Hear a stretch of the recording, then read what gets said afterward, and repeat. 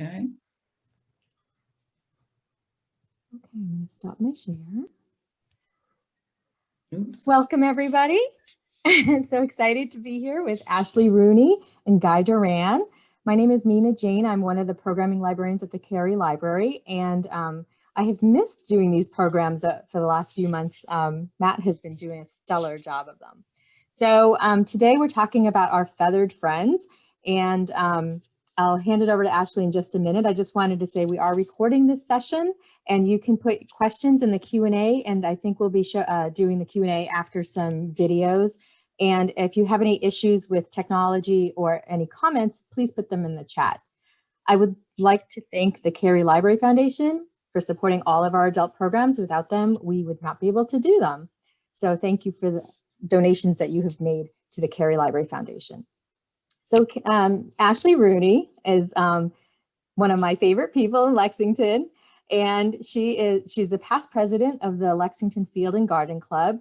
She is a published author and has some wonderful books out there if you're looking for just well-written, funny, interesting topics. And, you know, you did a talk at the library too about ghosts, because Yes. One of your books had The ghosts are my favorites. Why I have the ghost down. That's right. So that's awesome. And she is also heavily involved with the World War II committee in town. So she's super busy. So we're very pleased to have her here taking care of this gardening series. So Ashley, it's all yours. Thank you. And could you show that other picture that I gave you? The frozen looking birds in the winter. The one with the birds and the bird feeder that I sent. There we go. Way back last, I think it was a steaming August, Saturday or Sunday, I sat out on the terrace with my husband and Guy and Elaine, and we talked about programs that we could do and what would be interesting. And Guy brought up feeding the birds during the winter. How do we take care of them?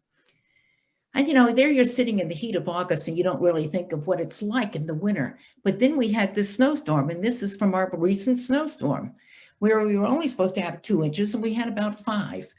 And we've put out a few more bird feeders because my daughter is home and she's into birds too. And we had birds like crazy. They couldn't have been hungrier that day, and they really needed what we were feeding them. And what you can't see here is a bird bath. A Guy may have it in his videos. So I thought, I'm so lucky to have Guy to talk about the birds. He studies them more than I do, and he enjoys them just as much, I expect. But he knows a good deal more, and so he's going to share that knowledge with us tonight. So let me welcome Guy Doran, who many of you know from his gardening stand years ago. But as my husband said, you can learn so much from Guy. He has so much going on. So Guy, take it away.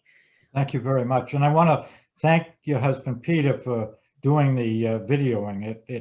He did a great job, and we have a lot of fun doing it. So I think we'll start off with the videos, and then we'll take some questions afterwards. If we can pull that up. Yep, I just wanted to tell everybody that the sound is a little bit low on them, so feel free to turn your volume up on your own device. And if you have questions, just put them in the Q&A and we'll answer them in between the video and a few other pictures. Okay. Hi, I'm Guy Doran, and Ashley has asked me to help her with a program today on attracting birds to your yard. By the end of the program, we will have talked about the whole year. Right now, a beautiful fall day. We're in Ashley's backyard, and these are her feeders, and they're about 8 feet from the back door, and Peter sits in the doorway and can watch the birds and take pictures of them. And as a result of him being so close to the birds and them seeing them, just before we started recording, they were right here, and the woodpecker on the suet, and the chickadees were coming up, and they were nice and used to people being that close to them, which is great. These 2 feeders are both what you'd consider tube feeders, and this one has black oil sunflower, and this one is filled with a very, very good mixed seed.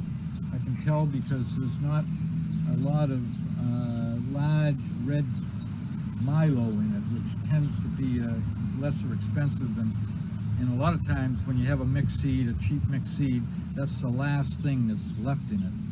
And then of course this suet feeder with a suet cake, or what's almost left of it. But the other nice thing about this little backyard feeding station is the fact that they have a heated bird bath for the winter. And it never freezes. All they have to do is just keep it plugged in and keep it full of water and keep it clean every once in a while. So that works out very well. The other nice thing about this location is that there's enough evergreens and broadleafed evergreens that the birds can go to after they grab their seed and they want a little cover. They can just shoot down to these different shrubs and that gives them the cover, especially if they sense a larger bird that's going to bother them, so they can get away and protect themselves. So why don't we stop here for go to Okay. Hi, I'm Guy. Nope, next one. Sure. Okay, go. Okay, so we're at my house right now, and just to give you a few more ideas on how to feed the birds. This is the bird bath heater, that heated bird bath that we have for the winter. It's similar to Ashley and Peter's, just a different shape. We used to use, and you can hardly see it now, but we used to put a heater in that granite bird bath over there that's full of leaves right now. And what we used for a heater was one of these two types. This is the Red Devil, which we always thought when we were in business was the best one, but several years ago I came across this up at New England Nurseries, and actually I had used one of these when I was out in Carlisle, and I tend to like this one. It seemed to last longer. It doesn't look great, but that's just from being in the water for so long. I got several years out of this one where I used to have to replace the Blue Devil every couple of years. But either one is fine, or if you can go online and find one of these bird baths with the heater in it, I think you'll find that it works pretty good. I have to fill this almost every day because of the evaporation from the heated water, but that's okay. It gets you out of bed and gives you something to do. So why don't we stop for a second and go over. Okay, so here we are with my assortment of feeders, and as you can see, most of them are tube feeders again, and I tend to go with the ones that have tubes all the way up so that more birds can get in and be spaced out and they can feed at the same time. But I do the ones with the cages that keeps the large birds out. So most of the small birds, and even the woodpeckers, even a big woodpecker like the red-bellied, sits out here and can reach in and get seed out of the portal. As far as the feed I use, I tend to go with shelled sunflowers, or sunflower hearts. I find that all the birds, songbirds that we want to feed, will eat this and like it. Even when I was in Carlisle, bluebirds, which tend to be insect eaters, and most some people in the wintertime will feed them mealyworms. They went to this sunflower hearts all the time. I had a couple of feeders next to each other out there, and at 10 o'clock during coffee hour, we'd have 6 bluebirds every single day eating these. So I do kind of recommend these if you want to simplify the types of seed that you have. And it's a little more expensive, but I bet if you took a bag of regular sunflower and took the meat out of the shell and then weighed it and put it into the price, it's not going to be too much more expensive. In fact, it might even be cheaper because you're not paying the weight of the shell. But that's my opinion. Now, some of the other feeders we have here, this one, which has got a hardware cloth, 1/4-inch hardware cloth, has a, this is fruit and nut, high energy fruit and nut. And it's made up of mostly peanuts, cashews, some sunflower that's shelled and some that's still in the shell, and some fruit which probably might be raisins or something similar to that. And the woodpeckers just love this, but the nuthatches do too. And other birds like the chickadees, if the feeders are all full, they'll tend to go to that. The third thing that we tend to feed with is the suet. Suet cakes like this. And I will say the best price is at Market Basket, usually $1 or $1 more less than anywhere around. So that's it. Don't take them all because we need to get some ourselves, but it's the best value around is from Market Basket. And what's nice is that it has a lot of fat in it, and in the cold weather, that's what the birds need to make it through the cold weather, is a high fat and oil content. The third thing that we use is regular beef suet, and the woodpeckers love that. Especially the hairy woodpecker tends to go to this one more than the nuts. So we find that the Stop and Shop in Bedford always seems to have 3 or 4 packages of this available, and that works very well. Now, in hot weather, it might tend to drip, so you want to be a little careful if you're going to have it around your deck or someplace like that. The other thing I wanted to show you, and this one I have to repair, the wire hardware cloth inside has come loose, and I've got to put a new piece in there.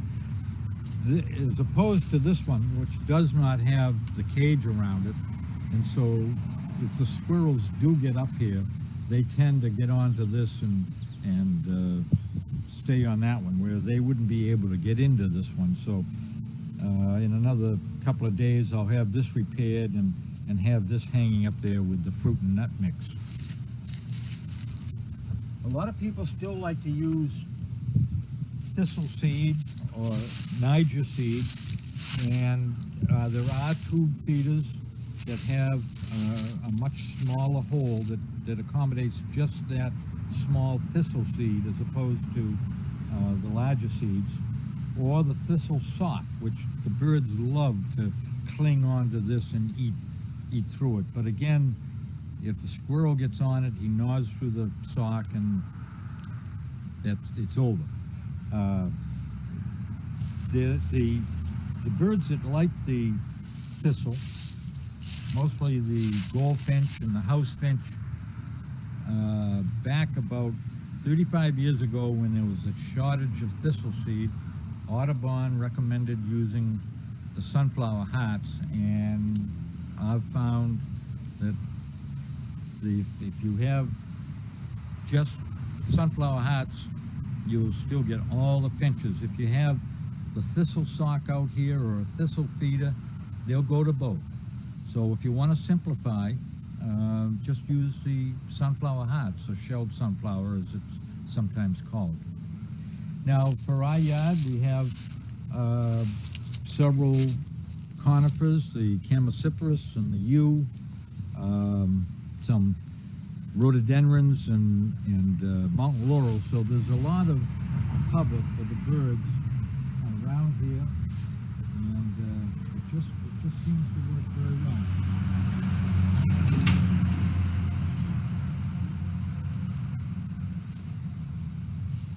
So why don't we pause now and we'll pick up somewhere else. Go. Okay, I wanted to show you the blue holly here, the small-leafed holly. This year, this particular bush is just loaded with berries. Now, we'll cut some of these for Christmas decorations, but whatever's left on this holly and a couple others that are around the yard, there'll be a period somewhere in late December, early January, when we'll have a flock of winter robins that will come through, and they can be anywhere from 10 to 35 at a time, and they will work our yard and pick every single hollyberry off the bushes. And when I see, if it's after Christmas and I see them out here, we'll take Christmas decorations and just set them down somewhere near here, and they'll clean those as well.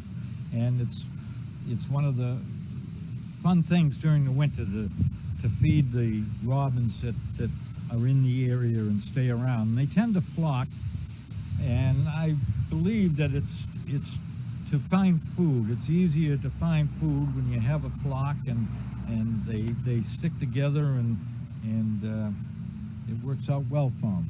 So this is one of the bushes and trees that we'll talk about a little later for the yard to feed the birds, and it's quite important.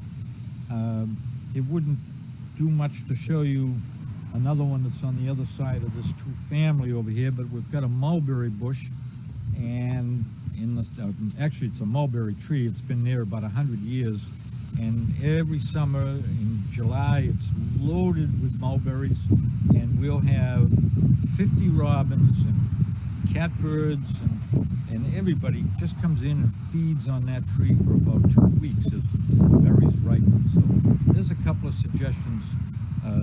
But again, the mulberry, don't put it too close to your car because they tend to drop a lot of juicy stuff after they've been eating the mulberry. So kind of purpley, and it's a little hard to clean. So we'll stop here and we'll pick up somewhere else.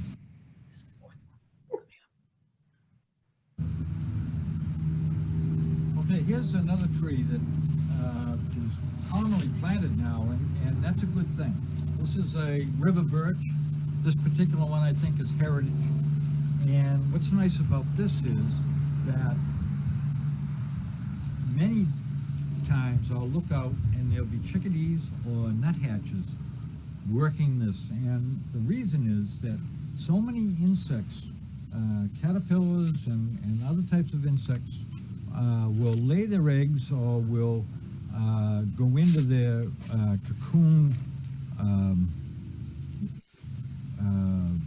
stage in this rough bark, and the birds know that, and they will work this, and so it's not only a great place for food source for different birds, but it's a tremendous tree for the yard.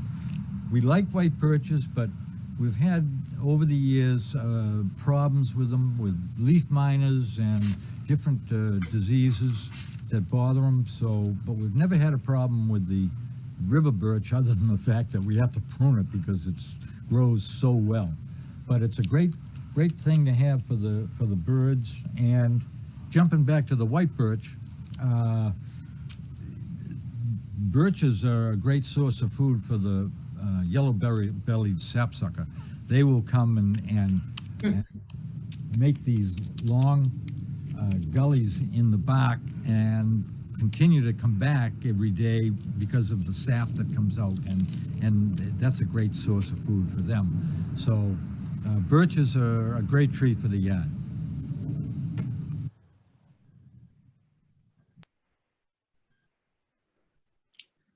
I never knew that about river birches. That's interesting.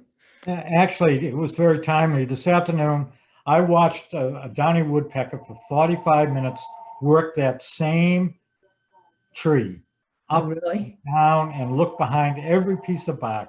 It was great. Checking it out. We have one question, which is sort of a broad-ended question. Where do you buy your bird feeders? I buy mine from Amazon. I buy them from that bird store over in Winchester. Well, most garden centers will have them. Yeah, Hardware stores will have them. Yeah. Probably the place that has the nicest and largest selection is Drumlin Farm in Lincoln, oh, really? Audubon. They have you ever been there? They have a wonderful, Not since wonderful the kids were little. and if you're a member, you get a discount. And I don't think I mentioned it before, but while we've been on air, but between 4 and 5 today was their annual meeting and of the Mass Audubon, and they elected their slate of officers, et cetera. And I didn't realize, but there's 135,000 members in Massachusetts Audubon Society. Wow. But that is a good place. But you know, Wilson's Wagon Wheel probably has it, and New England Nurseries has a very nice stock. Yeah, the New England Nurseries. But this would be a good way of supporting Drumlin Farm, because all of us took our kids there when they were little, That's but we right. haven't gone back for years. Let me see. Oh, I have another question. I keep my bird bath on the deck, but the birds don't use it, just the squirrels and the cat. The squirrels use our bird bath too, a matter of fact, but I figure they get thirsty also. I'm not sure why your birds don't use it. I do know that they, I did read, we have to clean it out. It gets dirty. The robins get in there. They're very dirty birds, I've decided, and they poop and they leave a lot of mess. You were saying something? Sometimes bird baths are too deep. If you think it's too deep, just get a brick or a stone, something that will make it a little shallower on one end that they can stand on. Okay, that's the point. She also asked, should she put it higher?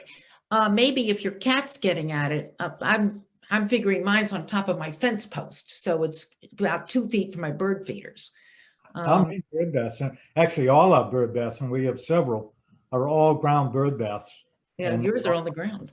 Yeah. So you can have everybody into your bird bath. And what were you going to say, Peter? Well, today I'm looking out the window at the bird bath, and there were 5 sparrows taking a bath. Yep. Yeah. They were splashing around like it was the middle of the summer. Yeah, but Very it's interesting to also watch. Good fun. warm water, right? Yes, exactly. And they didn't have anything warm today. So it's kind of important to do it. I wanted to ask you another question. You had the baffle there for the squirrels. How well does it work? Works very well. The only time it doesn't if we have deep snow and the squirrel it raises the ground level up, and so the squirrel can jump up onto the baffle and then up. But the fact that almost all our feeders have the cage, they Yeah. can't get in, and they get discouraged. They will go to the fruit and nut one because it doesn't have a cage. But I actually had a squirrel get in through the cage yesterday, and when Oh, I went really? out, he had a hard time getting out. Did you watch him struggling away? Yes, I did. Another question is, do you use cayenne pepper for squirrel deterrence? I have bought things over at that bird store. I think it's called Wild Bird. It's over near where Roach Brothers used to be in Winchester. It's a cylinder of bird feed that has the red pepper in it. The squirrels don't go near it and the birds love it. The woodpecker will just sit on it forever. The one problem with that is you should take it in before it rains. It doesn't like getting wet because then it'll fall apart. But otherwise, the squirrels finally will disappear, hopefully. So they'll go on from there. You know, you had other pictures you wanted to show us. Well, why don't we go to the slide A, which is landscaping for birds.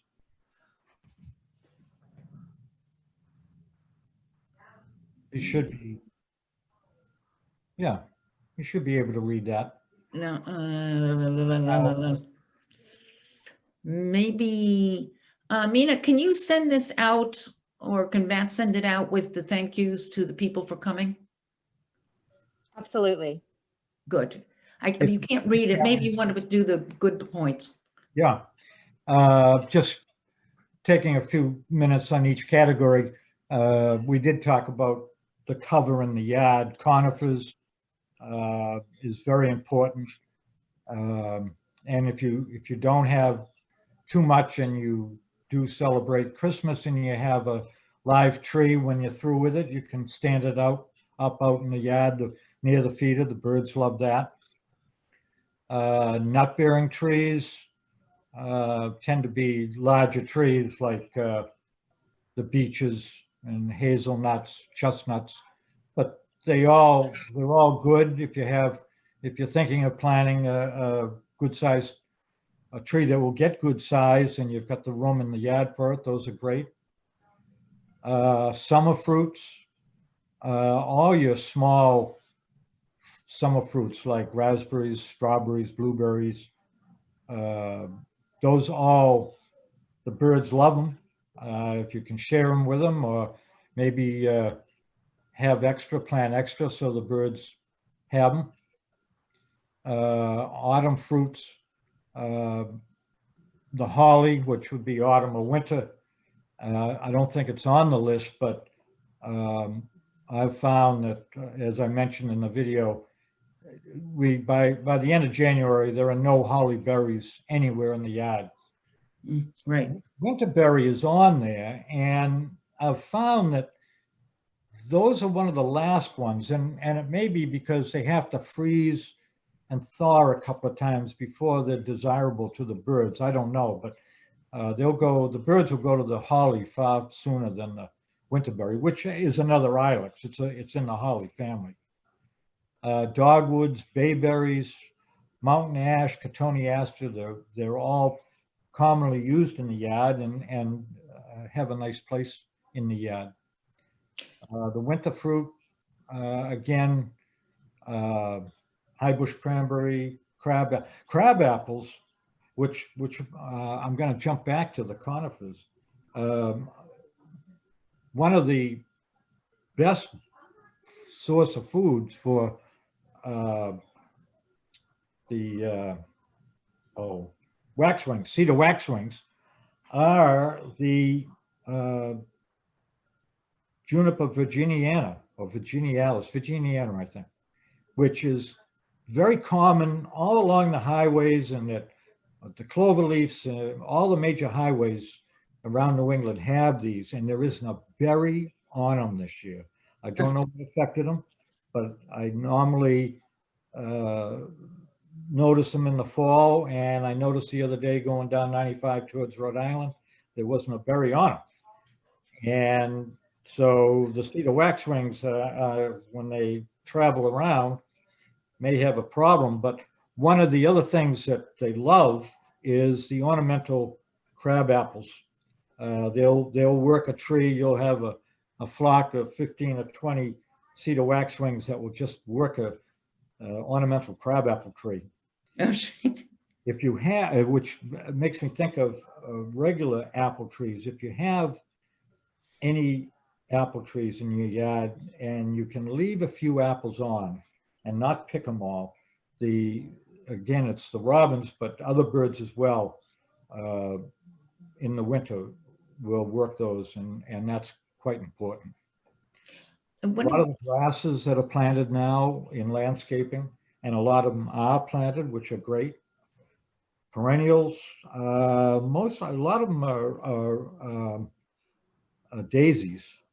Mm-hmm. The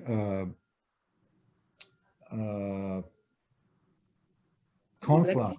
Coneflower? Oh, they produce a wonderful seed, and the finches love that. But a lot of the other daisies, as well as sunflowers, of course, but the black-eyed Susan, Jerusalem artichoke, they all produce a nice seed, and the finches love it. And of course, maybe a topic for another time, when I see on the list nectar, which would be for your, mostly for your hummingbirds, but also orioles and a few of the other birds. But maybe we'll touch on that more come next spring. No. And I would add zinnias. When we have a big row of zinnias down our driveway, and Peter has seen goldfinches going in there and just picking the seeds out. Oh, they love it. They do.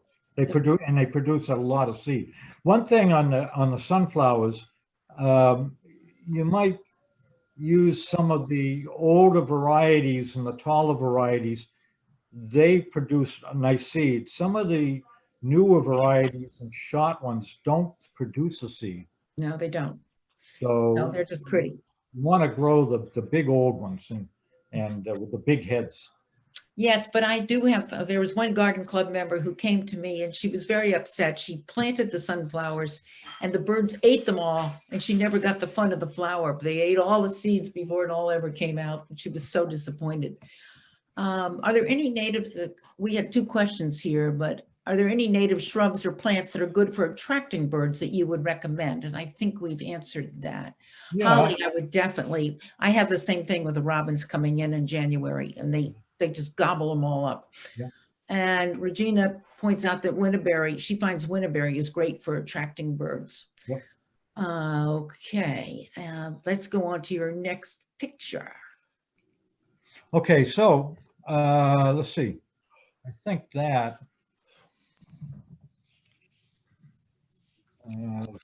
yeah, Living Bird. That is the magazine from the Cornell Lab of Ornithology.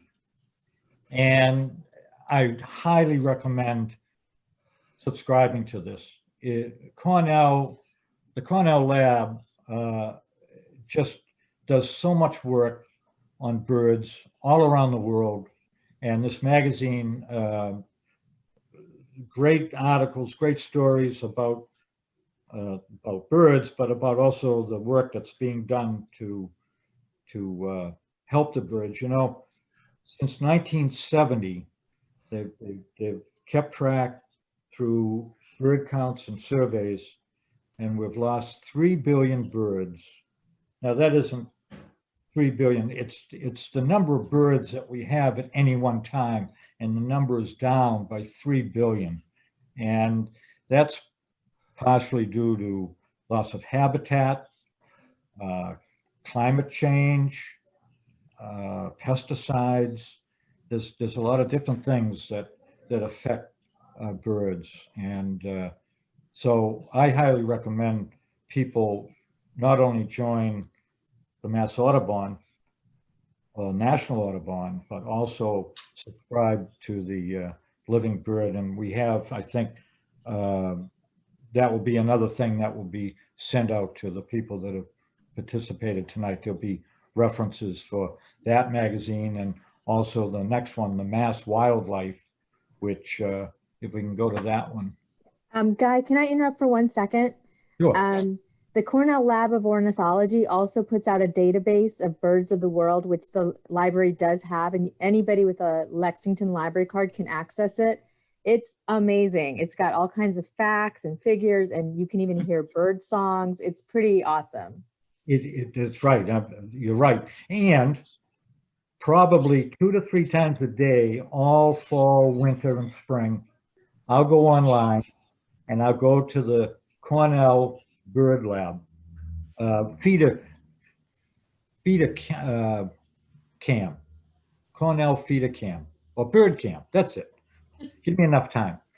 Cornell Bird Cam, and the one in at Cornell, you watch the feeders, and then there's one in Ontario, and this time of the year, many days you'll see rose-breasted grosbeaks. No, I'm sorry, evening grosbeaks and pine grosbeaks, and crossbills. And today there was a red-breasted nuthatch, and oh, it's just great. You get the sound. The cat jumps up and looks at the screen. Oh, So Cornell is a major player in the bird world. Mina, what is the name of that guide at the library? We have a participant who would like to know it again. Sure, it's called Birds of the World, and you can access it through you can find it through the databases at the library, and then you can access it with your library card. I can send a link for it in the recap. Okay, that would be good, because that sounds very interesting. And it's something to do in the depths of January when you're kind of bored with the rest of life. That's right. why birds are so wonderful, is watching them, just seeing all the play. During that last snowstorm, it was amazing. Okay, and you have another, I'm you going to go to C. that one. Mass Wildlife. Now, this is put out by the state, and we first started getting it when I went and got fishing licenses, and you get this automatically, but now we subscribe to it. It's inexpensive, and it just has great stories about what's going on in Massachusetts, not only for birds, but for any wildlife. And I think we get it maybe 3 times a year. I'm not sure, but well worth the subscription rate. And in fact, And I think it was in there that I saw a story jumping back to what's affecting birds, the climate change. There's a problem. The salt marsh sparrows are having a problem in the salt marshes all along the northeast coast, that they nest in the salt marsh, and the tides, high tide to low tide for the month, is approximately 30 days. And the salt marsh sparrows will go in and build a nest in the salt marsh in the marsh on the ground. And because of the rising oceans, they don't have time to build their nest, lay their eggs, hatch them, and for the birds to fledge before the next high tide. oh, So the state is, as well as other states, are working on preventing the tides from rising in some of the salt marshes. So it's all important. There's so many things that are happening right now. wow. And what's the next picture? The next picture, Wings at My Window by Mrs. Govan. And she lived on Woodland Road for a number of years. Oh, I know this story. Yeah. And she actually opened the windows in one of her upstairs bedrooms and allowed the birds to come in, and she would feed them in the house, outside of the house, in feeders. But she also was licensed to ban birds. And so she banded birds for a number of years, kept the track of the ones that they would catch and that already had bans on, and found that many of them would come back for several years. And she just did a lot of work with birds. And in her will, she left a nice major piece of land between Woodland Road, the houses on Woodland Road, and Fisk School. I think You're in Lexington. You're in Lexington. Let me just add that. in Lexington, several acres that is a bird sanctuary, and it's supposed to be left as is. And I don't think people are even supposed to go into it. I think that's how important it was to her. And her period here in town was back before the 60s. She was here, I know, in the mid 30s and 40s. I'm not sure when she left. But it was when this whole side of the town was farms, and it was and there was a major orchard down at the Bowser Estate along Colony Road and East Street. And she did a wonderful job keeping track and feeding the birds and banding them and reporting it. And it makes me think of another family that lived on Hayes Ave, the Reeds, Claire and Parker Reed, and they were licensed to band birds. And that was one of their major hobbies, was to band birds. And they went down on the Cape and volunteered for banding birds down there as well. But they banded birds at their house on Hayes Ave. And Claire Reed was a remarkable woman. I'll never forget her. So this book, I'm sure, is at the library, and Yep, it is. just a great book to read about Lexington. What's a great story about Lexington, and what a lovely thing for this lady to leave to the town, and the developers can't touch it. And there it is, and it's still pristine and perfect for the wildlife. You wish more people would do that. Well, we're very fortunate to have some good conservation land in town. Yes, that we are. And I just read in the paper today, they've just bought another piece. That's right. I'm pretty sure I know. Yeah, that they have. Yep. And was there one more, right? I think it's the Publications. publications that if that can be sent out to the people Yeah, that are. that'd be easier to read and so forth. Sure. Okay, great. And let me see if I have any more questions here. I think what I generally hear about birding is people fussing about the squirrels, who are hungry too. You know, so how do you handle it all during the winter when you see these?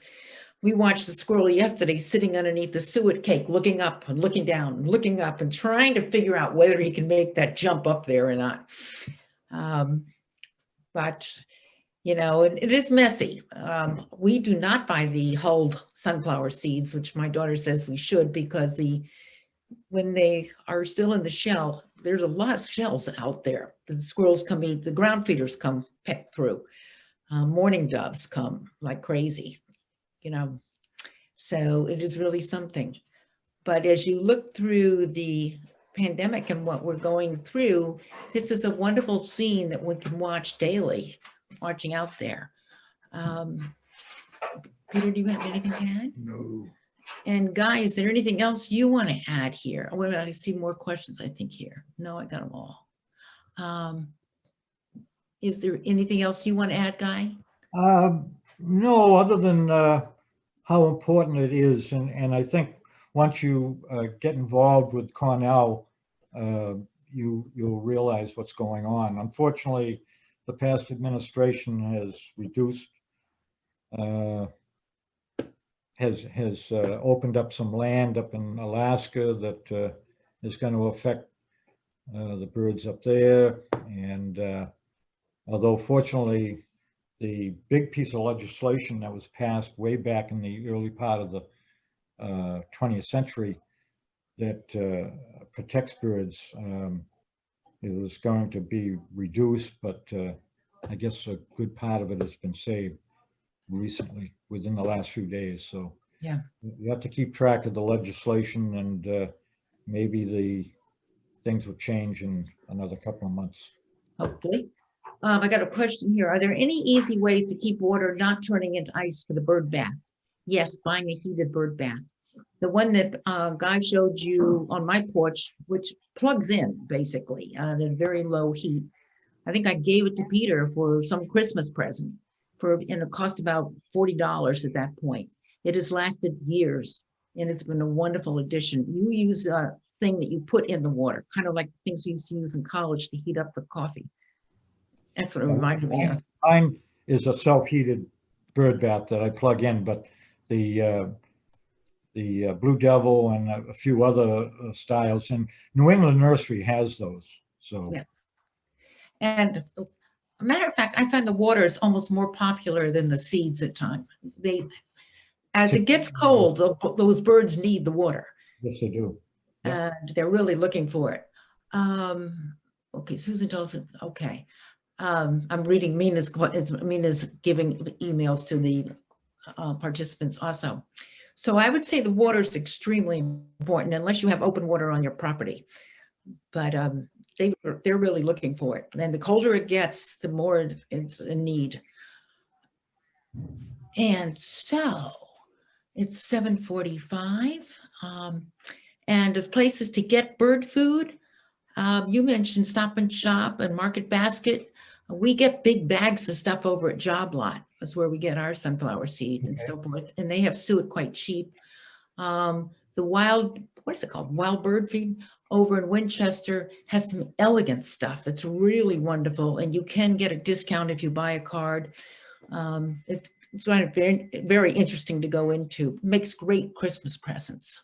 The sunflower hearts may seem a little more expensive, but I believe New England and probably other places as well have what's called meaties. And meaties is a kind of a mix, and mostly sunflower hearts or pieces, but it also has some seed still in the shell. So it's a little less expensive. Oh, okay. So if you want to go that route. Yeah. Matter of fact, when I'm buying a bag of sunflowers in the shell, I'm still paying for all that shell. That's right. Yeah, you're just paying for the meat. So maybe you have a better deal, nothing else. Well, I thank you all. And December 3rd, it's Thursday, December 3rd, we have Guy's wife, Elaine, showing us how to use some of that beautiful holly you saw earlier and her evergreens and how to use them and make your own decorations. It'll be how you can do this, and she will really show it to you.